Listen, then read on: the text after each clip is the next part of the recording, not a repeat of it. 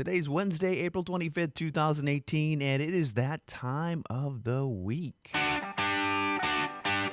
You're tuned in to the Elevator Radio Show, a weekly program dedicated to covering news and information on elevators, escalators, and moving walkways. Produced in the wee hours of the morning, a new show is uploaded every Wednesday, sometimes even before you get out of bed.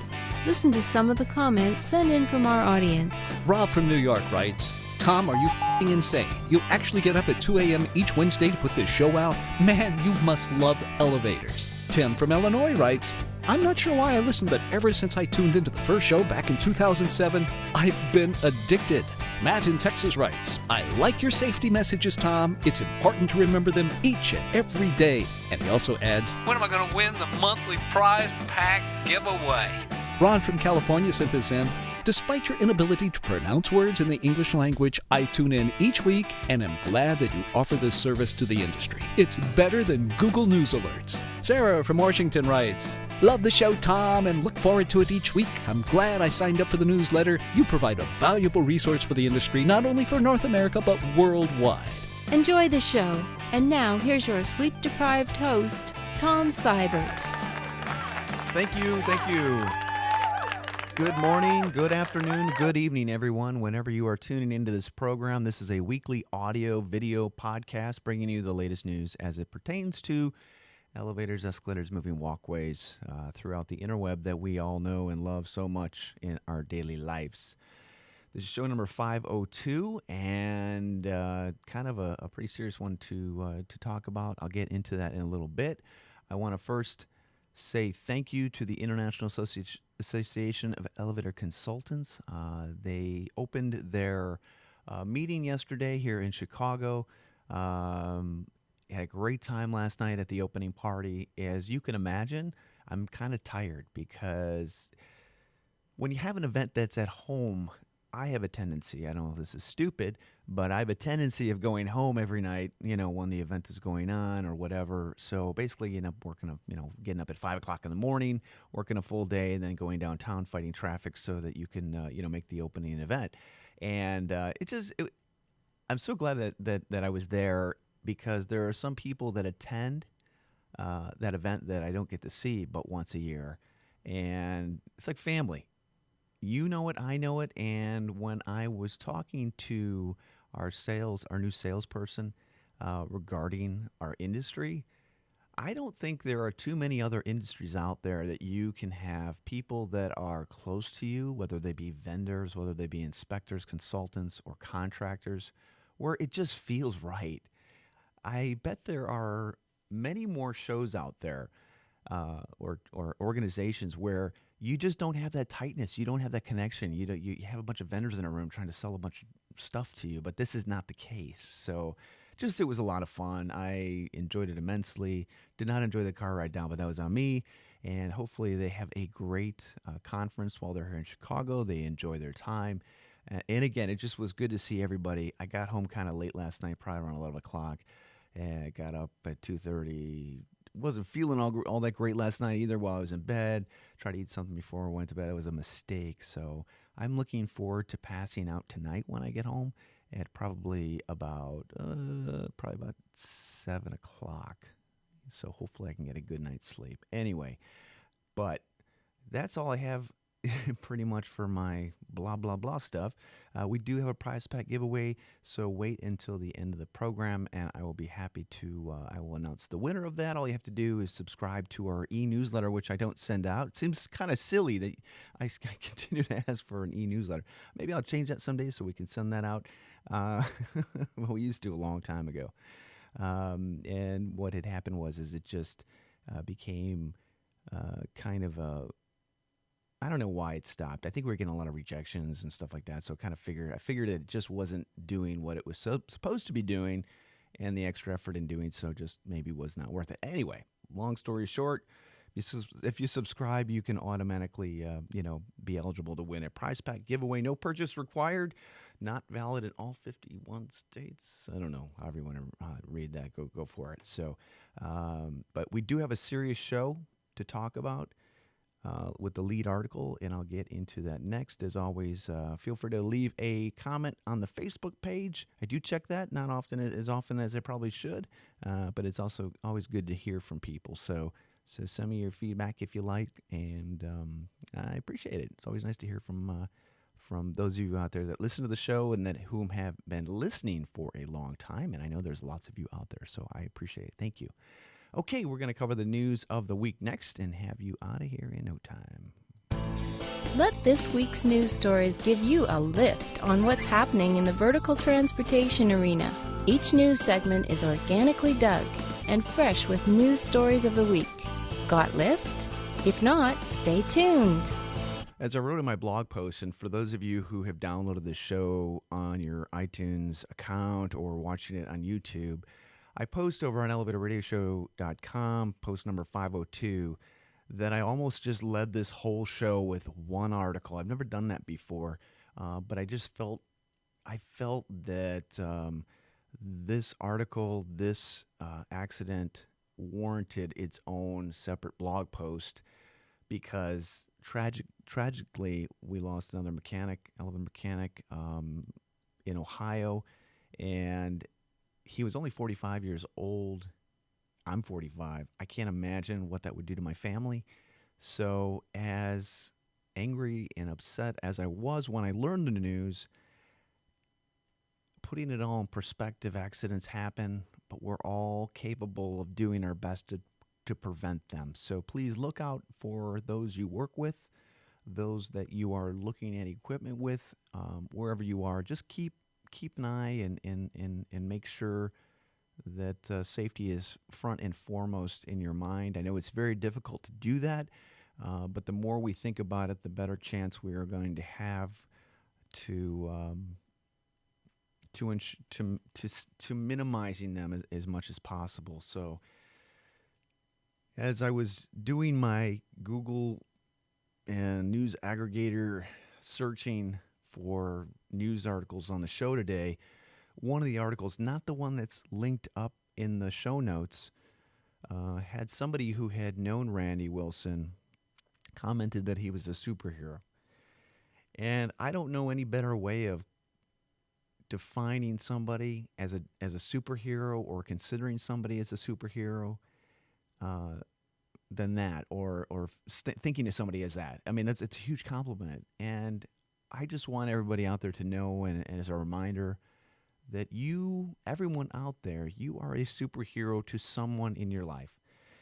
So never think this can't happen to you. Never, think about this fatality.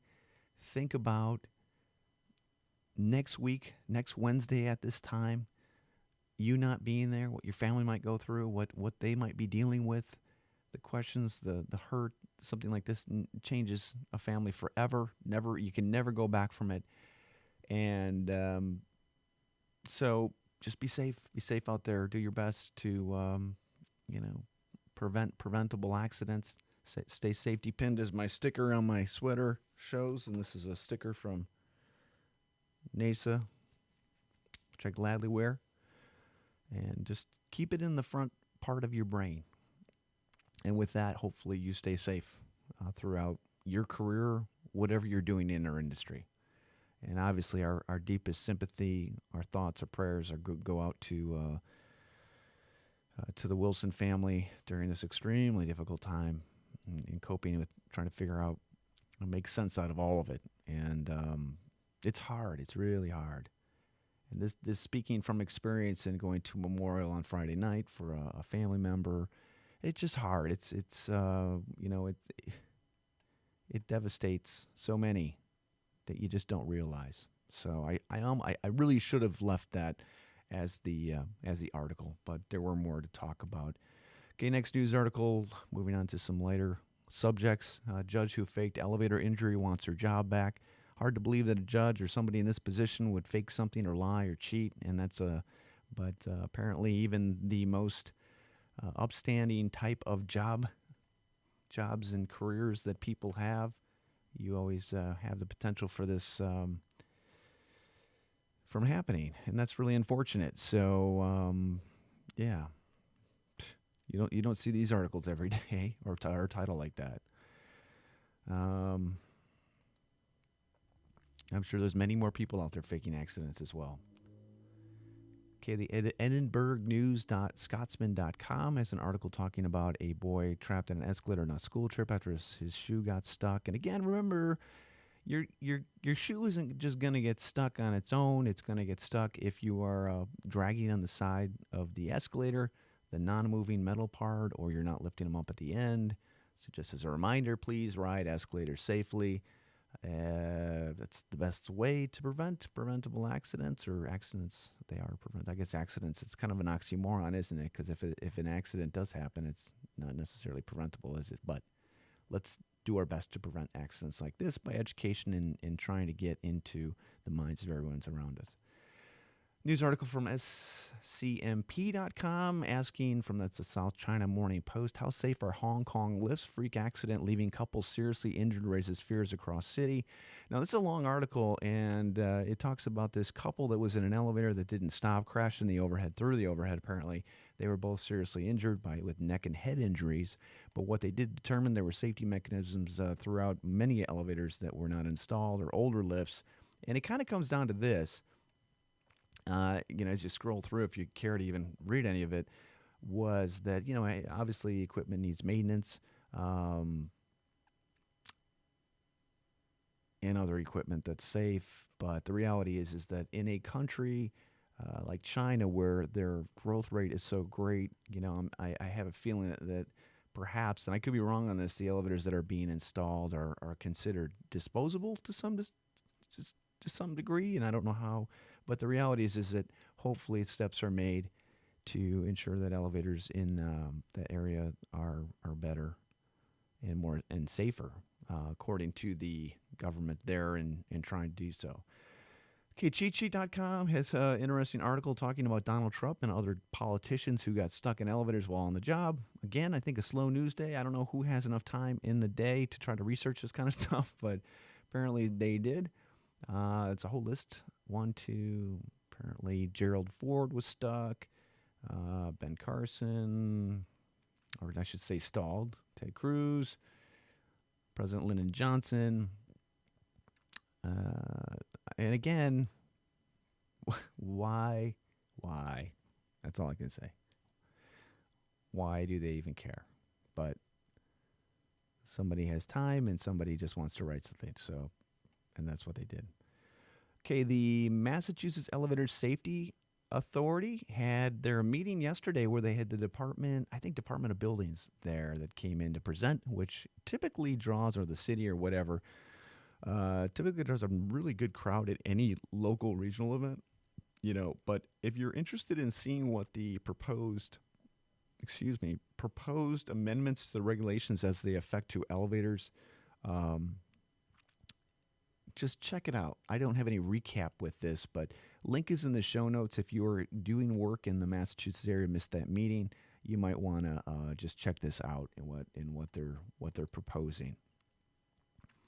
And if you're not a member of MESA, you should support your regional, your local elevator associations. They work hard. They work tirelessly to try to bring good presentations to you and give you a venue and a forum to share, to get help, to figure out, just learn. And that's always good. It's always good to do that. I know it's a long day, and sometimes these are luncheons, which is helpful. But just they do their best to try to give back the best that they possibly can. Okay, ECS, there's a press release. ECS Corporation has moved to a new location, expanding their global distribution headquarters. More information on that is in the on their website. So yeah, they are growing.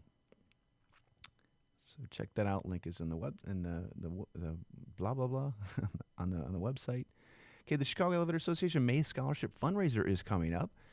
To consider supporting that, always a good time at the Hawthorne Racetrack. You can register by clicking through the link on the show notes or going to cea-online.org. Very reasonable to go. It's a dinner. You get to bet on some stuff. Good stuff. You can sponsor it, and it's neat to see the scholarships that have been given away, through over the years.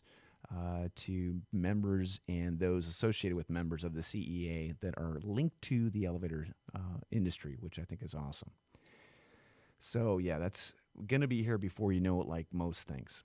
I want to just end this show with what I think is a good feel-good article, because it's nice when the media covers pieces like this that are good, are not just these, try to grab as much hits and viral video stuff. And this is cool. This is an article talking about Jerry Rosenbaum and how he put up a sign for those that drive by his house so that people can be reminded. And this is what it says for those of you that are not watching the video or you're listening to the podcast. He's standing right next to a sign with two American flags coming off the side of it. It says, "While we go rushing out, remember those in our military, fire, police, EMT, give thanks and pray for them every day. Their jobs are extremely difficult in what they do." And it is nice to see a reminder like this. I know we all get busy. I know maybe those first responders, military personnel may not be in the backs of our minds or the front of our minds when we go out, but there are people out there that are ready to assist you if you need assistance, ready to help your family, your kids, your parents, and they're out there regardless of them getting paid for it. But it's a good article, and I think we need more of this kind of giving back than I think it. And to be honest, I think it may be out there.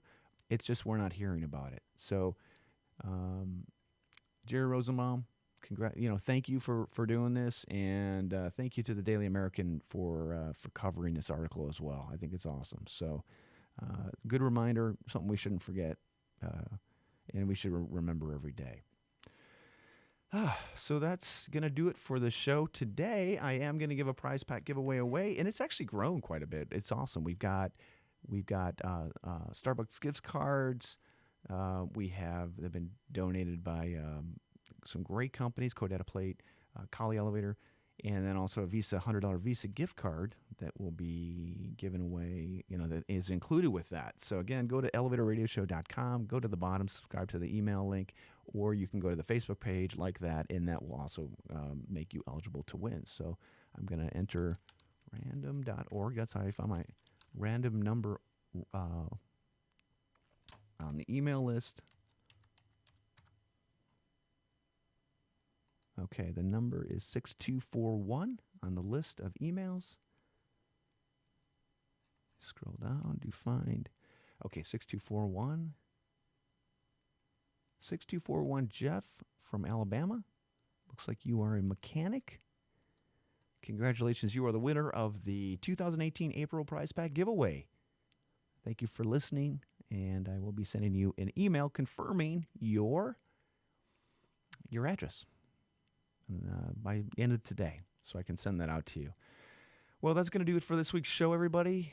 Be safe out there. Travel safe if you're attending the IAC show this week, and just be safe. Share the articles that you find worthy of sharing with your coworkers, your colleagues, your lovers, your enemies, your friends, and keep those that you hold dear in your heart close to you. Think of them. Think about how you can help them out if need be and support them if need be as well. So, all right, we will be back next Wednesday. It'll be May by that time, and have a new show uploaded and all that good stuff. So, as always, thanks for tuning in. You have a great rest of the week out there, and we'll talk to you next Wednesday. Bye-bye.